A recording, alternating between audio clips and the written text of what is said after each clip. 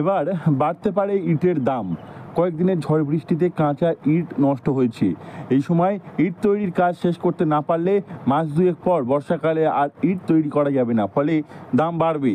একটি ইটের দাম 12 টাকা পর্যন্ত উঠতে পারে বলে ধারণা করছেন ব্যবসায়ীরা। বর্তমানে ইট ভাটাগুলিতে সকাল 9টা থেকে 10টা পর্যন্ত কাজ হচ্ছে, আবার পরে বিকালে কাজ হচ্ছে। এই অবস্থার মধ্যে শ্রমিক পাওয়া যাচ্ছে না।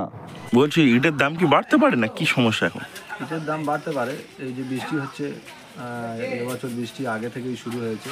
বৃষ্টি হওয়ার কারণে ইটের দাম বাড়তে পারে। তখন ইট কাটা হয় না, যার কারণে বাড়তে পারে। এটা প্রতি বছরের ন্যায় বৃষ্টি শুরু হলে ইটের দাম বাড়ে। এখন কত আছে? এখন আপনার ধরুন 11,000 টাকাই আছে। পরে কত হবে? পরে 11,500 টাকা হতে পারে। মানে পরে 12 টাকা পর্যন্ত সিঙ্গেল ইটের দাম যেতে পারে। 12 টাকা পর্যন্ত সিঙ্গেল ইটের দাম যেতে পারে। এমন অবস্থায় ইটভাটার মালিকরা অসুবিধায় পড়েছেন। বর্ষার আগে কাজ শেষ করতে না পারলে অনেক ইট নষ্ট হতে পারে বলে আশঙ্কা করছেন তারা। ফলে অনেক কাঁচা ইট তারা চাপা দিয়ে রেখেছেন।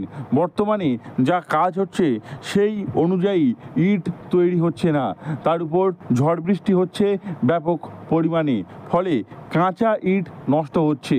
তার উপর যে সমস্ত ইট পোড়ানো হয়েছে সেগুলিও দ্রুত ছাড়াতে হচ্ছে তাদের। বিজনেস জ্ঞানার হবো বলে মনে করছি না। না, এমনি একটা ইট বার করতে আমাদের 7 টাকার উপরে মিনিমাম খরচ পড়ে যাচ্ছে, চার্জ পড়ে যায়। আচ্ছা, কি চাচ্ছেন এই মুহূর্তে? এই মুহূর্তে আপাতত আমরা বিজনেস বন্ধ করে রেখেছি, আবার সেই সামনে সিজনে আবার শুরু করার চিন্তা ভাবনা করবো। সরকারের কাছে কিছু আবেদন জানাবেন যে মৎস্যজীবীদের জন্য যেরকম তারা একটা অর্থ সাহায্য ঘোষণা করে, কিছু আবেদন জানাবেন তারা সরকারের কাছে? সরকারের কাছে আবেদন বলতে যদি আমাদের একটু অন্তত লোন টোনগুলো কোনো সুবিধা করে দেয়।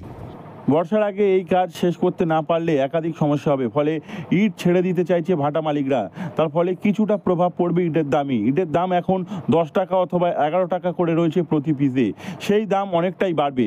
ফলে এবছর খুবই অসুবিধা হবে বলে দাবি ব্যবসায়ীদের। এই দাম বৃদ্ধির আশঙ্কা থেকে অনেকেই আবার এখন থেকে ইট কিনে রাখছেন, ফলে ইটের দামের উপর প্রভাব পড়বে।